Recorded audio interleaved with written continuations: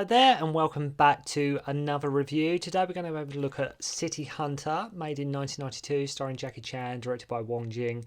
This was around the time in Jackie Chan's career when he was starting to work with other directors. He was starting to give himself like a bit of a break in terms of allowing, like I say, other people to take the helm behind the camera, because it was after sort of Operation Condor, Armour of God 2, that Jackie Chan I think he was generally finding it a bit difficult in regards to pressure of like what he's, with so much to do in regards to sort of writing, script, directing, acting, editing, choreographing the fight sequences. It was time for Jackie to say, sort of let other directors take the burden off him. If you look at this period in Jackie's career, he had not ventured out into other directors up to this point. Yes, he's worked with, Sammo Hung, he had worked with a couple of others, but it was around this time he started to work with people like Kirk Wong, Stanley Tong, and here obviously with Wong Jing. Really trying to ease the burden off himself and just take the pressure off himself and just like trying to, like I say, let other people take the helm. Here, Jackie Chan goes against type and he plays like a female-obsessed private detective based on the manga of the same name of City Hunter, and it was made for his Japanese fans. I think he did ask his fans like sort of what out of all the works, what would you like me to see me do? And I think City Hunter was chosen, which is kind of, bearing in mind, sort of up to this, Jackie Chan was was always the underdog. He was always the nice guy, and here, sort of, he's like this female-obsessed sort of sex pest. Sort of not quite sure why they thought that was suited to Jackie Chan, but it's well known as well that Jackie Chan is not a fan of this movie. He's not a lover of it at all in the slightest. Although the film is called City Hunter, it's not really set in the city that much. It's more like a Die Hard type of film. I knew nothing about City Hunter at this point. I still don't know awfully that much about it.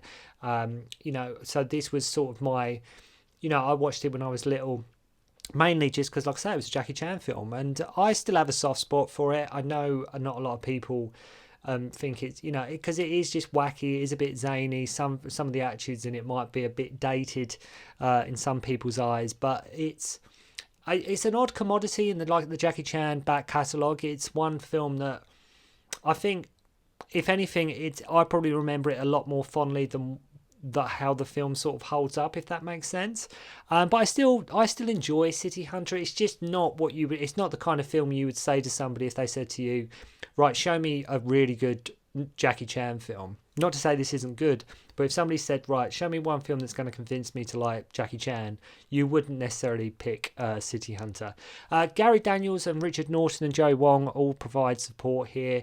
Gary Daniels been in, like, say, Fist of the North Star, the live action adaptations of that. Richard Norton had worked with Sammo before. Joey Wong, most famous for a sort of Chinese ghost story. So as mentioned, the film is based on a manga and is shot basically like a comic book.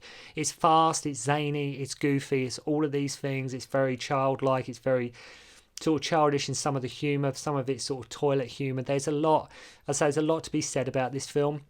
When you look at the movie for now, some of you are very socially aware. As I say, you might find this film a bit sort of cringeworthy in places. But I think if you just accept it as it is and, just what it was at the time, it's still, like I say, a good, fun movie. It's just maybe one of these films that it's not a question of like, why it was made. It's just a sort of question. I'm not sure if Jackie Chan was ever 100% confident what the outcome was going to be with this one.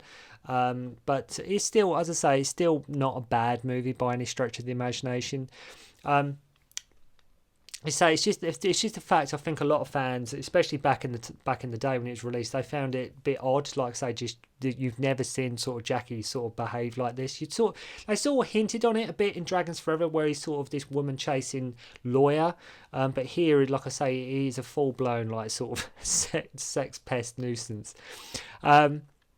So Jackie Chan, as obviously plays City Hunter, who along with his assistant are tasked with tracking down and finding this girl who has sort of run away. I think actually, back in the day I always watched it dubbed, and that is largely how I watch this movie now, and that's just basically because how I remember it. I mean, if you recall, I usually say I watch films subtitled, which I do for the most part, but this movie, where I grew up and I'd seen it from a very young age dubbed, that's sort of what I grew up watching. So, when you get that classic, the dub that you recall watching it as when you were younger in your head, that's how you always watch the movie. So no sooner has he been tasked with finding Kyoko and the girl that's gone missing, and he finds her right away at the skate park. Like, he literally drives 5 minutes away from this guy's office who wants her found, and he finds her right at the skate park, just chilling, skateboarding, no problem. So that was an easy thing to do. And I love the soundtrack here on the skate chase and the way he is being chased by the punks through the city and the buildings, and it really is a great fun scene, seeing Jackie on a skateboard, something he hadn't done, I don't think, much since Wheels on Mills. I'm not sure, but like with Wheels on Mills, a lot of the scenes you can tell it is Jackie on the skateboard. You're getting like a real peak sort of Jackie Chan here. You're getting this is when Jackie Chan was firmly established. I mean, he was already firmly established for many years before, but this was when basically Jackie could just do anything he wanted. He could work where he didn't, he'd already got the reputation, and he was just, like I say, just having fun, just trying different genres. If you look at something like this compared to, say, Crime Story that was released the year after, couldn't be more different. Just could not be more different movies. So the girl escapes and takes this guy's clothes, who she's knocked out in a changing room, and finds a ticket to an ocean liner cruise in his pocket. And it turns out Joey Wong, his assistant, is also going on the same cruise. Go figure. So that's little plot convenience there. As mentioned, the film has very little to do with an actual city, and it's mainly set all in one place, much like a Die Hard movie, like I mentioned earlier. Richard Norton doing his best in this film to sort of channel his sort of inner Hans Gruber, Alan Rickman type of villain, just playing it all smooth, calm, and collected. Richard Norton, again, fantastic as always, and he's obviously very trusted by the Hong Kong action movie like producers and stuntmen and actors, because I say, being in Twinkle Twinkle, Millionaire's Express, he was in Nice Guy, he was in this, really to channel his best Alan Rickman.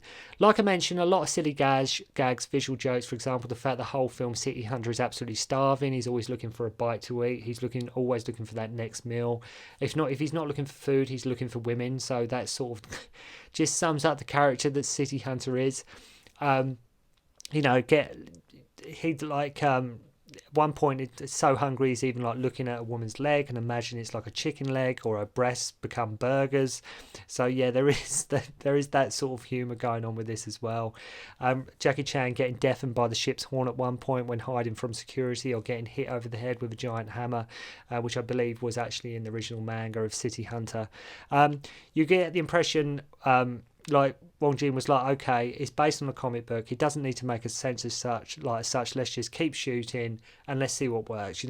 Wong Jing very much sort of, he is, by and large, a lot of people consider Wong Jing as a director, a bit of a hack. A lot of people sometimes view it's not to say he hasn't done good work, but a lot of people think some of his films are a bit lazy, or they're sort of lacking in sort of imagination, so to speak. But I think Wong Jing, just like I say, his idea with this film was like, let's keep shooting, let's throw everything at it, who cares, let's just make it as crazy and as wacky as possible. And it definitely does give off a comic book vibe, off a manga vibe. There's no two ways about that. That's what this film does really well. Even if you have no knowledge of City Hunter, the manga itself, this is based on a comic book. You can already tell that.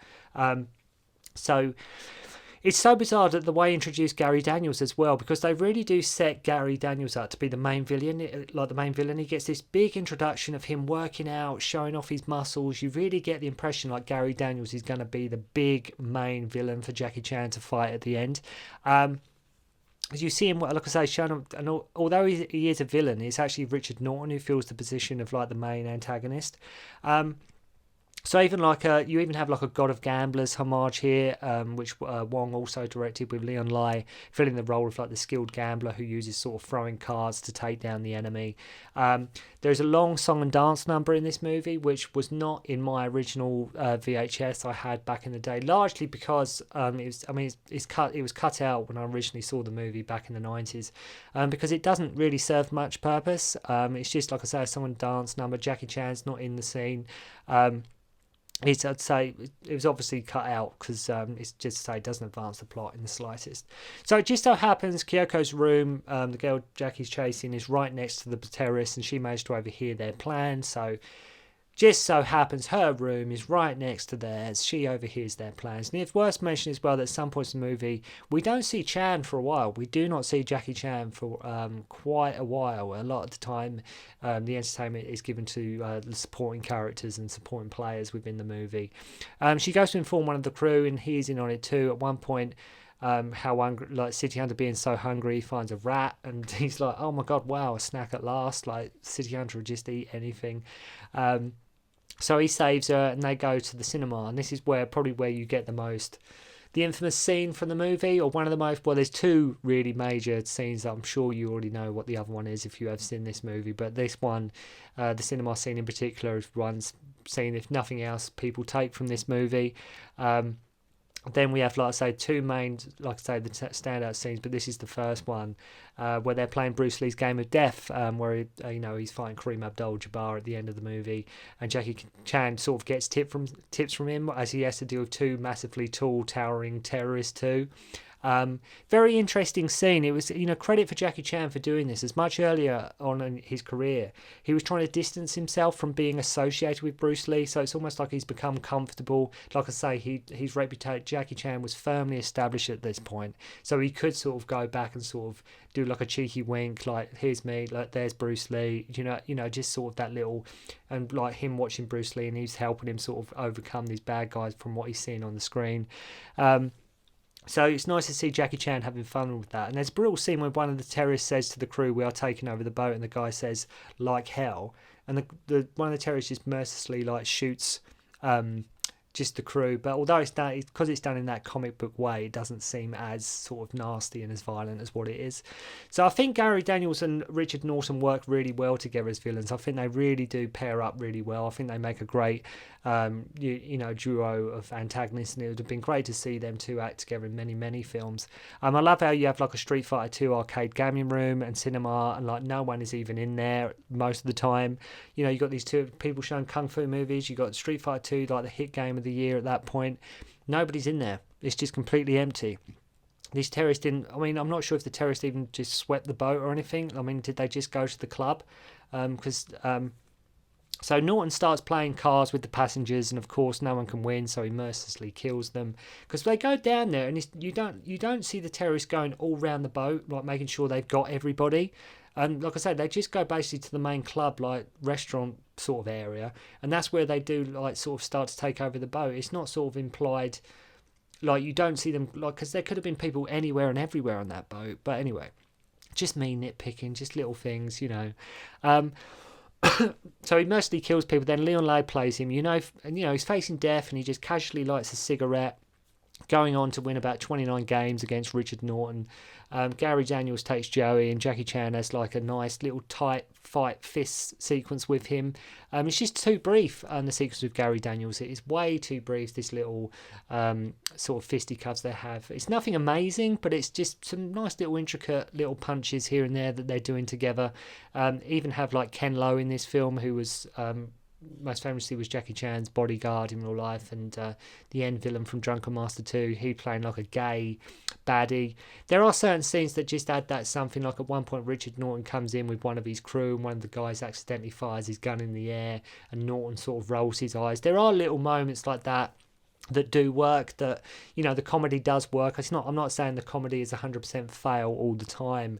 It's just in this day and age, with so many people being socially aware and everything like that, it is that kind of film where you could show this to certain people and they would be like rolling their eyes at quite a lot of it. But me personally, well, as I say, I grew up with this movie. I still have a soft spot for City Hunter. Like I say, everybody else in this, where everybody else is at this point on this massive, huge ocean liner is anybody's guess. They could be anywhere. I love how when they capture City Hunter as well, they go to execute him like proper, they got this execution squad all lined up. Jackie Chan just standing there with like his hands behind his back. Why couldn't they just like blow his brains out down, anywhere? But no, they have to make it sort of a big spectacle. What it is, they got to do like pop off City Hunter in style, like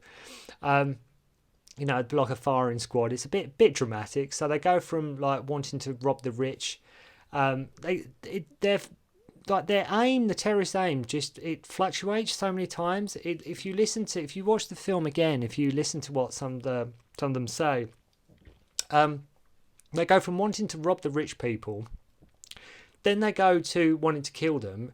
Then one of the bad guys says they are taking all the rich people to Thailand. Then they decide to blow up the boat. So their plan has changed at least 3 or 4 times during the course of like the second half of the movie. 1 minute they're just going to rob them, then they're killing them, then they're taking them to Thailand, then they're going to blow up the boat. You know, these terrorists have got to make their mind up. They really do need to make their mind up. So then we have the other standout scene in the movie, the one scene that everybody remembers, and that's the Street Fighter 2 homage, which is a lot more faithful to the game than the Van Damme film ever was. It's a lot more, even in this very brief few minutes that the Street Fighter 2 scene is played, you get a lot more Street Fighter 2 vibes than you ever did in the Van Damme movie. If you want to check out my review for that, it's up on the channel. Even in like that brief time, I remember seeing this for the first time. It's like, God, my 2 favourite things coming together. I've got Jackie Chan and I've got Street Fighter 2. They're together in the same movie, and it was just like, oh God. And being about, like I say, 6-7 years old, absolutely loved it. Absolutely was just, could not get enough of this movie back in the day. Because when you're young, especially with a film like this, you don't see all the innuendo. It's not like a sort of like a carry-on film or anything like that. You're just accepting it as a piece of entertainment, and it is that kind of film where sort of the younger you are, the sort of more enjoyment you will get out of it. And that's not, like I keep stressing, it's not to say I still don't love City Hunter. It's not to say I've got anything against City Hunter. It's one of them films that I definitely enjoyed a awful lot more, hell of a lot more, sort of back in the day. But again, just amazing sequence. You know, I love how they have the characters' artwork on the wall of the arcade. You know, Jackie Chan being Honda, then being Chun-Li. You can just always find, you know, like in Fearless Hane as well, where he sort of gets done up as like a lady, as a female fighter. Here is Chun-Li. It's just hilarious. It's just funny stuff. And Jackie Chan just obviously having a ball in this sequence. And that's sort of the fight that Gary Daniels gets. That you basically, I think it was just because he's got long blonde hair. It's like, yeah, you can definitely, you know, you're a martial artist, right? Do you want to be Ken when we do the Street Fighter 2 sequence? Not to take anything away from Gary Daniels, but I think that definitely added a lot to sort of maybe why he got the role, was looked at, like considered the role in this movie. So then we see Leon Lai trying to help the hostages escape. Then the Coast Guards and the police turn out. But Jackie has like an end fight with Norton, who both appeared, like I mentioned, in Twinkle Twinkle, and work together again on Mr. Nice Guy. I think it's a compliment to Norton as well that Jackie Chan trusted him to do a film like this, to do a film this zany and this wacky and this goofy and like this kind of, because it's not sort of an end fight sequence as you would expect. It is done much for laughs. It is done much for like just giggles. Norton using sticks, Jackie Chan blocking them like it doesn't hurt at all. And then, you know, I'm going to say, which I've mentioned in sort of other reviews, using the tonfas, Jackie Chan always loving his tonfas, as I say, spiritual kung fu, dragon fist, just absolutely loves them. Start of Snake and Crane, and at the end fight, though not one of Jackie Chan's best, it's still a fun sequence, and it works with the tone of the film. And then obviously Jackie Chan moves to the bow staff at one point. And whilst not maybe the best Jackie Chan or even the most faithful adaptation of what it is based on, the film, like I say, I can't stress enough, it is still good fun. It is still good fun. It's just one of them films that I think I loved a hell of a lot more when I was a lot younger. But if you've never seen City Hunter, just look at it. It is always seen as basically like a bit of an odd commodity in the Jackie Chan back catalogue. And as I mentioned, Jackie Chan is not a fan of this movie, but you do get some great highlights. Just watch it for the Street Fighter 2 sequence alone, or like I say, the scene where Jackie Chan's getting tips from Bruce Lee in the cinema. There is still a lot of fun to be had with this movie. So if you've never seen it, please go and check it out. And thank you very much indeed for watching. I hope you enjoyed the review, and I'll see you again soon.